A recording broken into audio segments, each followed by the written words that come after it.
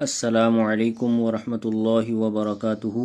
Islamic knowledge and Quran YouTube channel آپ کے لیے بہت سی اچھی ریئل ویڈیو لے کے آتا ہے۔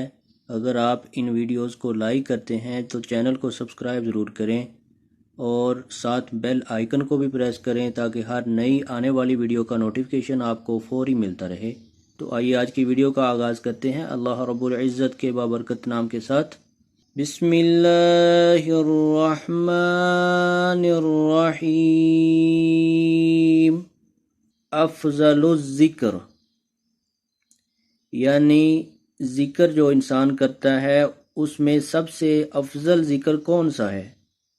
افضل الذکر لا الہ الا اللہ و افضل الدعاء الحمد للہ۔